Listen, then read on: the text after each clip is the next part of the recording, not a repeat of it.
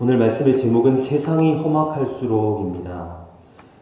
사람들이 처음 만나서 서로 인사를 나누게 될 때 상대방 서로에게 자기 이름을 밝히고 또 자신의 직업이나 또 하는 일을 알려줍니다. 그렇게 이제 관계를 맺다가 좀 더 편안한 사이가 되면 또 나이도 알려주고 또 고향도 알려주고 또 집안 내력 같은 것들도 이야기를 하게 됩니다. 나이를 묻게 되는 경우에는 주로 이제 나이 많으신 노인들, 어르신들이 젊은이들에게 던지는 질문입니다. 질문 받은 사람이 자기 나이를 대답하면 자네 나이가 그렇게 되었는가 하면서 자기를 돌아보게 되는 것 같아요. 그러고 보면 나도 참 오래 살았구나 하면서 자신이 살아온 세월을 생각하게 됩니다. 또 오늘 본문을 보니까 바로와 야곱의 만남이 꼭 그런 자리인 것 같습니다. 야곱과 그의 가족들을 처음 본 이 바로 왕이 야곱에게 묻습니다. 내 나이가 얼마냐? 야곱의 나이를 물으니까 야곱이 뭐라고 합니까? 내 나그네 길의 세월이 130년입니다. 이 나이를 묻는 바로나 또 대답하는 야곱이 다 같이 이게 몇 살이다라고 하는 어떤 숫자의 개념보다는 그 지나온 연수에 담겨져 있는 어떤 인생의 의미를 음미하는 것 같은 그런 느낌이 들어요. 그러니까 세상을 사는 사람들은 다 누구나 이와 같은 마음을 갖게 마련입니다.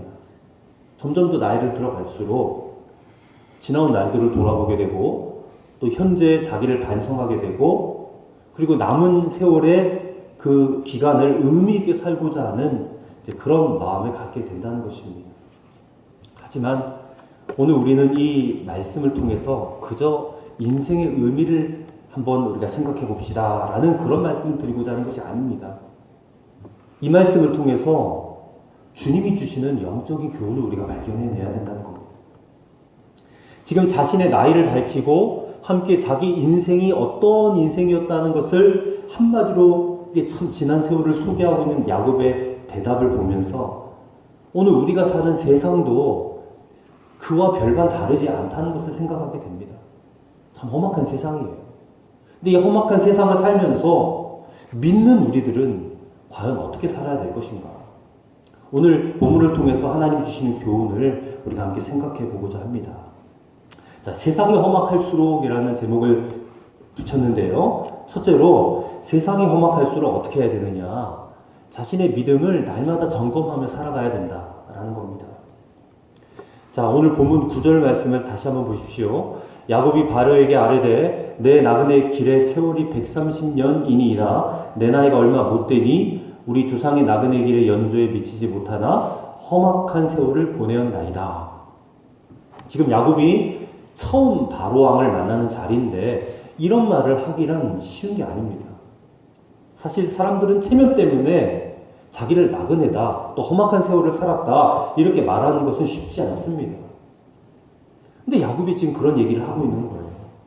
얼마나 자기의 생애가 힘들게 느껴졌으면 처음 보는 사람 앞에, 그것도 애굽의 왕 앞에서 그런 말을 꺼낼 수 있었을까요? 우리가 다 알다시피 야곱의 생애는 참 파란만장한 생애예요. 그의 아버지 아브라함이나 아버지 이삭도 야곱만큼 혹독하게 고생하지는 않았습니다. 야곱은 어머니 뱃속에 있을 때부터 쌍둥이 형 에서와 싸웠습니다. 다투었습니다. 그리고 아버지를 속이고 형 에서의 축복을 가로챈 다음에 집을 떠날 수밖에 없었어요. 고생스러운 타향살이를 20년 넘게 해야 됐습니다. 사랑하는 여인을 아내로 얻기 위해서 14년 동안이나 머슴살이 해야 되고 또 그 간교한 장인으로 말미암아 품삯을 10년이나 속임을 당했습니다. 20년 만에 고향으로 돌아갔을 때도 그 형 에서 때문에 두려워서 야복 강가에 남아서 밤새도록 기도해야 됐어요. 환도뼈가 그냥 부러지는 그런 고통을 당하죠. 세겜에 갔더니 외동딸 디나가 강간을 당합니다. 또 아들이 복수를 하잖아요. 온 가족이 몰살당할 위기도 겪었어요. 또 노중에서 길거리에서 사랑하는 아내 라헬이 해산하다가 죽는 것도 봤고 자신이 그렇게 끔찍히 사랑하던 아들 요셉이 짐승들에게 찢겨 죽었다 소식도 들었어요. 그리고 마지막 가나안 땅에서 극심한 기근이 들어서 온 가족도 다 굶어 죽을 그런 상황에 처했습니다. 그러니까 야곱의 생애가 이런 게 야곱의 생애였다는 거예요. 자신의 생애를 쭉 돌아보니까 진짜 험악한 세월이에요. 험악한 세월. 그런데 우리는 그저 이 야곱을 보면서 그저 애초롭게만 그렇게 여길 수는 없는 것입니다. 자기 인생이 험악했다고 말하고 있는 지금 야곱을 보면서 겨우 이 정도 말을 꺼내는 게 그 사람의 믿음의 수준이었구나. 그 믿음의 수준이 겨우 그 정도쯤밖에 안 되는구나. 우리가 그걸 느껴야 된다는 거예요. 여러분, 고생스러운 일이 많았다고 해서 누구나 다 내 인생은 험악했습니다라고 말하는 것은 아니라는 겁니다. 야곱의 생애가 험악했던 것이 누구 때문입니까? 누구의 탓도 아니에요. 다 야곱 자기 때문입니다. 자신 탓이에요. 어려서 아버지 집을 떠나게 된 것도 자신이 아버지 속이면서까지 형의 축복을 가로챘기 때문이잖아요. 외삼촌 집, 라반 집 가서도 14년 동안 그 보수 하나도 못 받고 고생한 것도 자기 눈에 보기에 예뻐 보이는 여자 라헬과 어떻게든 결혼하려고 했기 때문이었고, 야복 강가에서 밤새도록 천사와 씨름한 것도 근본적으로 보면 야곱 자신의 죄 때문이었어요. 세겜에서 온 가족이 몰살당할 어려움에 처했던 것도 베델로 올라가야 되는데 베델로 올라가지 않고 세겜이 살기에 좋아 보여가지고 거기서 하나님께 제사 드리겠다고 한 그 약속도 다 잊어버렸던 야곱 자신 때문이었어요. 요셉을 잃어버린 일도 따지고 보면 다른 자식들보다 요셉을 더 편애했기 때문에 그런 것 아닙니까? 모두가 다 야곱 자신이 자초한 일이었다라는 겁니다. 야곱이 이렇게 살았던 이유는 한마디로 말하면 그가 하나님의 지극한 그 은혜 안에 살고 있다라는 그 확신이 없었기 때문에 그래요. 하나님의 은혜 가운데 살고 있다, 확신. 어떤 상황 속에서도 믿음으로 반응해야 되는데 그러지 못하고 그냥 눈에 보이는 대로만 반응했어요. 눈에 보이는 대로. 인생의 고비고비마다 하나님의 은혜 안에 있다. 나는 하나님의 복을 받은 자야. 하나님이 지금 나와 함께 계셔. 이런 믿음으로 반응하지 못했다. 그는 항상 채워지지 않은 어떤 목마름이 있었던 거예요. 항상 부족했고, 항상 억울했고, 항상 두려웠고, 염려했습니다. 그리고 그 어려움들을 자신의 의지로 한번 해결해 보려고 자신의 노력이나 자신의 방법, 그런 것들을 가지고 자기 문제를 해결해 보려고 발버둥을 친 인생이 야곱. 한마디로 야곱의 생애는 자기 스스로를 괴롭히는 삶이었다고 해도 과언이 아니었습니다. 하지만 야곱은 그 어머니 태중에서부터 하나님께 선택을 받은 사람이에요. 택함을 받았어요.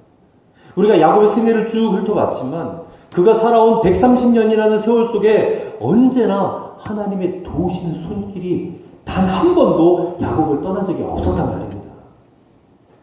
여러분, 이것이 하나님께서 야곱의 일생 동안 언제나 모든 일에 간섭하시고 도와주시고 보호해주신 그 손길이 있었습니다. 그리고 수시로 야곱으로 하여금 그 사실을 깨닫게 하셨어요. 하지만 그때그때마다 믿음으로 반응하는 것 같았지만 순종으로까지 나아가지는 못했습니다. 그러니까 야곱의 믿음을 한마디로 말하면 병든 믿음이었어요. 믿음이 있는 것 같은데 그게 온전하지 못했다. 병든 믿음. 그래서 지금 바로 앞에서 자신도 모르게 나의 세월이 험악했다. 그렇게 한탄하고 마는 것이에요. 여러분, 혹시 야곱과 같이 동일하게 어떤 동병상련과 같은 그런 느낌이 있는 분이 계십니까? 내 세월도 생각해보니까 야곱 못지않아. 만만치 않은데. 그렇다면 내 믿음이 혹시 야곱 같은지 아닌지 여러분 점검해 보시기 바랍니다. 여러분, 우리는 하나님 은혜 안에 살고 있어요. 여러분이 지금 이 자리에 나와 있는 그 자체가 하나님 은혜 안에 있는 것입니다. 우리 하나님의 은혜를 경험하며 사는 삶을 살고 있는 거예요. 그런데 뭔가 부족해. 채워지지 않아. 목말라. 갈증이 나. 내 믿음이 병들어 있다는 생각은 여러분 해본 적 없으십니까? 내 인생은 여러분 내 믿음이 어떠하냐에 따라서 크게 달라지는 것입니다. 오늘 이 야곱의 모습을 보면서 내 믿음 점검해 보셔야 돼요. 그리고 바른 믿음으로, 온전한 믿음으로 혹시나 내 마음속에 야곱 같은 그런 마음이 들어온다 할지라도 내 입술로는 나는 하나님의 은혜 안에 있어. 하나님 나를 축복하실 거야. 지금 하나님 나와 함께 계신 게 분명해, 확실해. 이렇게 고백하고 선포하고 살아가실 수 있는 그런 믿음 되시기를 간절히 축복합니다. 두 번째로, 세상이 험악할수록 정말 하나님을 완전히 신뢰해야 된다는 것입니다. 그런 자가 성공을 거둔다라는 것이죠. 요셉은 어떻습니까? 요셉 야곱 못지않게 험악한 생활을 살았습니다. 요셉이 오히려 더 험악했을지도 몰라요. 어린 나이에 형들로부터 죽임당할 뻔했고 애굽의 노예로 팔려갔고 또 억울하게 감옥에 들어갔고, 하지만 요셉 자신도 또 그 어느 누구도 요셉의 생애를 험악했다라고 말한 적이 없습니다. 요셉의 삶은요, 그 자체가 간증이고 그 자체가 감동입니다. 요셉은 야곱과 달리 전적으로 다른 사람 때문에 당한 고난의 삶이었어요. 아버지의 편애, 형들의 질투, 보디발 아내의 유혹과 또 모함, 은혜를 잊어버린 술 맡은 관원장, 다 다른 사람들이 요셉에게 고난을 준 거예요. 고통스럽기로 따지면 요셉이 야곱보다 훨씬 더 고통스러웠을 거예요. 하지만 요셉은 어땠습니까? 그 모든 상황마다 무슨 조급함이나 두려움이나 혈기나 어떤 욕망이나 교만이나 이런 것들로 반응하지 않았습니다. 야곱과 달랐어요. 오히려 그는 어려우면 어려울수록 더욱더 철저하게 하나님께 맡기는 태도로 나아갔다는 것입니다. 그래서 요셉은 어느 순간에나 누구에게도 내 생애가 험악했다라는 말을 한 적이 없어요. 내 인생은 왜 이럴까? 왜 이렇게 꼬였지? 왜 이렇게 힘들었어? 이런 말 한 적 없단 말이에요. 바로왕 앞에서 한 적도 없고 형들 앞에서도 그런 말 한 적 없습니다. 오히려 누구 앞에서든 하나님의 은혜를 간증했어요. 하나님의. 여러분, 우리가 흔히 사회생활을 하는데 사회에서 성공을 하려면 야곱처럼 살아야 돼. 야곱처럼 약삭빠르게 살아야 되고 눈치 보며 살아야 되고, 요셉처럼 살면 절대 안 돼. 절대 성공할 수 없어. 그렇게 생각을 하지만 그건 착각입니다. 세상은, 우리가 다 세상을 살지만 살벌한 생존 경쟁 벌어지는 곳이잖아요. 그렇게 되기 때문에 요셉처럼 그렇게 미적지근하게 살면 낙오자가 되거나 다른 사람들에게 이용만 당할 것이라고 그렇게 생각을 해요. 근데 우리 믿음의 사람들은요, 절대 그렇지가 않습니다. 세상이 험악할수록 우리 믿음의 사람들은 더욱더 요셉처럼 살아야 돼요. 미련해 보일 정도로 믿음으로 살아가야 된다라는 거예요. 어떤 상황 속에서도 믿음으로 반응해야 돼요. 간교하게, 약삭빠르게 눈치 보면서 자신의 힘과 자신의 의지와 능력으로 뭔가 해결해 보려고 하는 그런 태도 버려야 돼요. 야곱과 같은 그런 결말만 찾아온다니까요. 오늘 보면 읽지 않았지만 13절부터 26절까지를 보면 7년의 기근이 이어지게 되는데, 그때 요셉에게 어떤 믿음이 있었는지를 우리가 볼 수가 있습니다. 자, 기근이 시작이 되자 애굽 사람들이 막 곡식을 달라고 요셉에게 찾아와요. 그때 요셉이 백성들에게 곡식을 공짜로 나눠주지 않았습니다. 돈을 내고 사가지고 가라 그랬어요. 돈이 다 떨어지니까 이제는 짐승이라도 가지고 오라고 합니다. 이제 갖다 맡길 짐승도 없으니까 논과 밭도 팔으라고 그래요. 그리고 사람까지 사들여서 양식을 주는 것입니다. 어찌 보면 요셉이 대단한 폭리를 취하는 것처럼 그렇게 보이기도 해요. 그러니까 요셉의 경제 정책이 왜 이렇게 펼쳐졌을까? 그는 그가 하나님의 말씀을 정말 믿었기 때문에 그래요. 이 흉년이 7년 동안 계속될 것이라고 하는 하나님의 그 말씀을 굳게 믿었다는 것입니다. 여러분, 이게 중요해요. 하나님께서 정하신 것을 신뢰했던 결과라는 겁니다. 무슨 요셉이 인정머리가 없어가지고 백성들에게 돈을 다 걷어들이고 짐승들 다 걷어들이고 논가밭 다 걷어들이고 백성들의 그 몸까지 종으로 다 사버린 것이 아니에요. 곡식 한 톨이라도 아끼려고 그런 것입니다.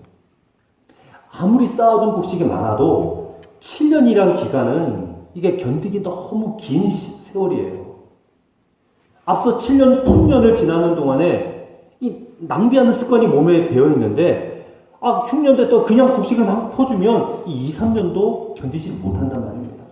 그냥 먹어치워버리면 7년 견디지도 못하고 다 굶어 죽을 수밖에 없었을 거예요. 그리고 애굽 사람들이 7년 동안 농사 짓지 말라고 해도 그 말을 들을 사람이 몇 사람이나 됐겠어요. 아마 다들 믿지도 않고 봄 되면 농사 짓다가 다 논밭에 파종하려고 달려갔을 것이에요. 아마 애굽 전 농토에다가 씨앗을 뿌렸다는 점을 감안해서 생각을 해보면 엄청난 양의 곡식이 허비가 되었을 거란 말입니다. 하지만 요셉은 7년 동안은 아무리 농사 져도 안 돼. 7년 동안 흉년이야. 씨앗을 뿌릴 때가 아니야. 그것을 믿었다는 거예요. 하나님 말씀이 그랬기 때문에 온전한 신뢰가 필요하다는 것입니다. 그래서 백성들에게 이 양식을 자신들의 재산과 바꾸어서 곡식을 함부로 낭비하지 못하도록 그렇게 만든 겁니다. 보셨듯이 이와 어떤 상황 속에서도 하나님은 나와 함께 계셔. 하나님의 말씀은 그대로 이루어져. 이것을 믿었다는 겁니다. 그리고 하나님의 은혜 가운데 있다는 것도 믿었다는 거예요. 그래서 좌절하지 않았어요. 세상이 험악할수록 그는 더 하나님께 나아갔고 더 하나님께 순종했습니다. 그래서 결국 애굽을 다스리는데 통치하는데 그는 성공했습니다. 그런 믿음을 가졌기 때문에 하나님이 그에게 지혜를 넘치도록 부어주셨다는 것이죠. 그래서 13절부터 26절을 보면 하나님이 그에게 주신 지혜로움 때문에 아주 현명하게 이 양곡 정책을 수립하고 또 집행하였고 또 새로운 토지법 개혁하고 조세 정책도 수립을 해요. 그래서 애굽이 부강한 나라로 발돋움할 수 있는 기틀을 요셉이 마련했다는 것입니다. 그렇다면 이와 같은 요셉의 성공이 이 야곱 가족의 애굽 정착에도 결정적인 영향을 미치게 되었습니다. 이제 야곱 가족이 이 애굽에서 무려 400년을 살아가야 되는데 그러려면 그 땅에 있는 백성들이 좀 납득할 만한 그런 치적이 있어야 되지 않았겠습니까? 이스라엘 백성들이 이 고센 땅에서 400만 명, 300만 명이 넘는 거대한 민족으로 이루어지기까지 아무런 문제 없이 살아갈 수 있도록 지금 하나님께서 요셉을 사용하신 것이죠.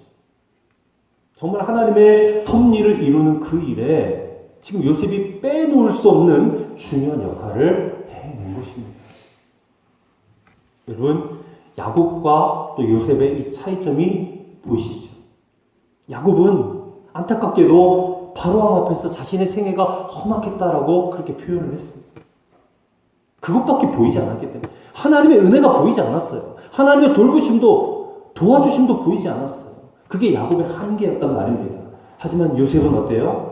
자신이 겪었던 모든 그 험악했던 순간이 다 하나님의 은혜였다라고 그렇게 말을 했어요. 자기를 죽이려고 했던 형들 앞에서도 뭐라고 했어요?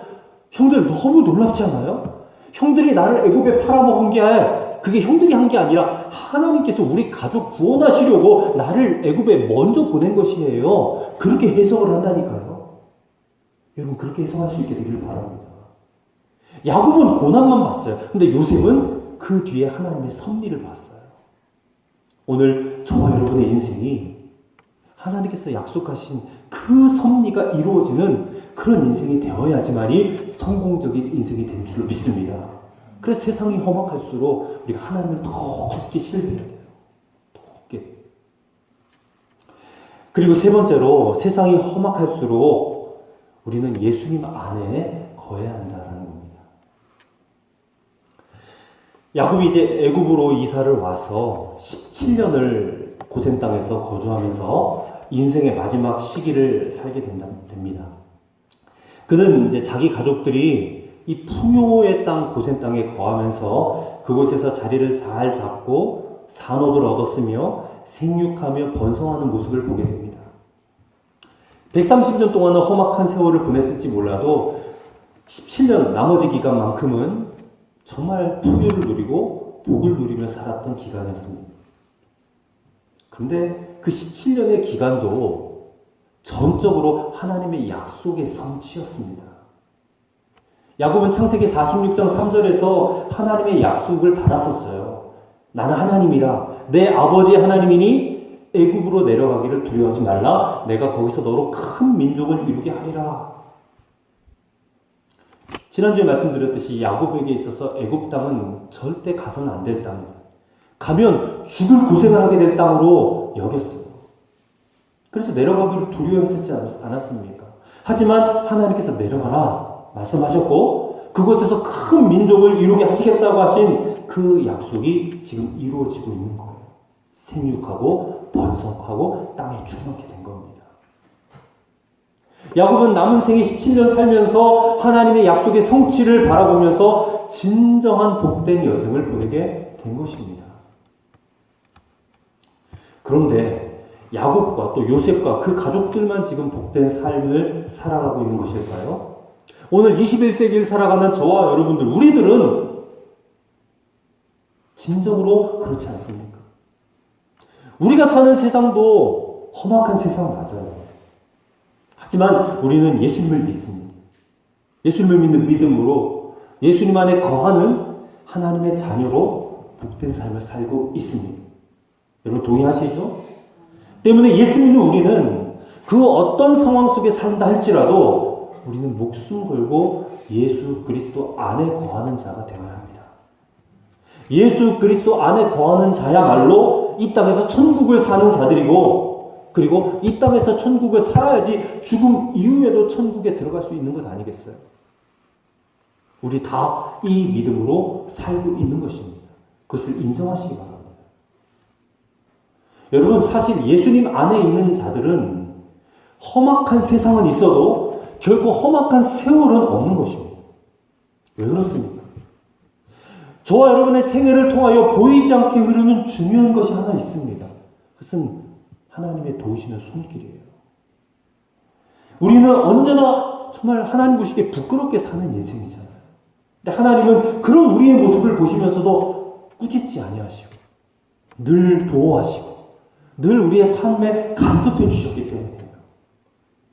여러분 어떤 상황 속에서도 이 믿음 변치 마세요. 이 믿음이 있어야 산 믿음이에요. 아까 야곱은 죽은 믿음이라고 했죠. 병든 믿음이라고 했잖아요. 우리가 산 소망 가운데 산 믿음을 가져야 돼요. 어떤 상황, 어떤 형편 속에서도 하나님 우리를 도와주십니다. 이 산 믿음을 가진 사람은 세상에서 그 어떤 험악한 일을 겪는다 할지라도 흔들리지 않아요. 그러면 그럴수록 더욱 예수님 안에 거하기 때문에 그래요. 하지만 죽은 믿음, 병든 믿음 가진 분들은요, 세상에 험악한 일들이 밀려오면요, 너무나 쉽게 무너지고 말아요. 그리고 도리어 예수님의 그 품 안을 벗어나서 더 멀리 떠나려고 해요. 교회 안에서 목회를 해보고 신방을 해보면 가정에 무슨 문제 생기면 교회 안 나와요. 그리고 목사가 전화해도 전화도 안 받아. 그냥 자기만의 골방으로 들어가. 아무도 건드리지 말라는 거예요. 기도하러 나오지도 않아요. 그 병든 믿음이 있기 때문에 그래요. 그러니까 잘 될 때는 믿음이 좋은 것 같은데 어려운 일을 겪어보면 고난이 다가오면 그 믿음이 실제로 드러난다니까요. 그 믿음이 진짜인지 가짜인지가 드러납니다. 고난이 오면. 그렇기 때문에 우리의 믿음을 바꿔야 돼요. 우리가 세상 살면서 험악한 일을 피할 수 있을 것 같습니까? 절대 피하지 못합니다. 계속해서 험악한 일은 와요.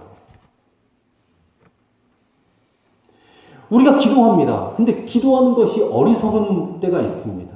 어떻게 기도합니까? 하나님 지금 제게 고난이 닥쳤고 고통이 닥쳤는데 이거 좀 없애주시면 안 돼요? 아니 아예 그냥 이런 고난과 고통을 제가 만나지 않게 해주세요. 그렇게 기도합니다. 근데 하나님께서 우리에게 그와 같은 고난이 필요가 없고 고난을 만날지라도 없어져야 될 것이다 라고 생각을 하셨더라면 하나님의 자녀들에게 고난을 일부러 허락하실 이유가 있겠습니까? 하나님이 우리의 고통을 보시면서 즐기시는 분이실까요? 그런 분 아니시잖아요. 고난을 왜 우리에게 허락하시는가? 우리에게 유익이 되기 때문에 그렇습니다. 고난의 순간이 사실은 뒤집어서 생각하면 하나님의 은혜의 순간이라는 거예요. 우리가 야곱을 보면서 그것을 깨닫고 요셉을 보면서 그것을 깨닫지 않습니까?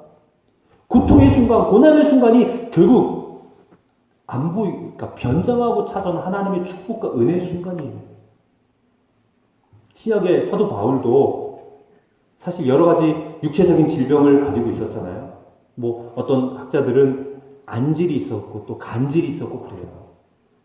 그럼에도 불구하고 사도 바울이 이 병이 내게서 떠나게 해달라고 기도를 했을 때에 하나님께서 뭐라고 하십니까? 이 은혜가, 내 은혜가 너에게 좀 가도다. 그렇게 말씀을 주셨잖아요. 근데 사도 바울이 그 말씀을 듣고 나의 이 약함을, 육신의 약함을 자랑한다 그랬어요. 뭐 자랑할 게 없어서 그 육신의 연약함을 자랑합니까? 아마 간질이 있었으면 이렇게 강단에서 설교를 하다가 막 거품 물고 뒤로 넘어지기도 하고 아마 그랬을 거예요. 근데 그 모습을 자랑한다니까요. 근데 왜 그렇게 할 수 있는가? 그가 예수님 안에 든든하게 거하는 인생이었기 때문에.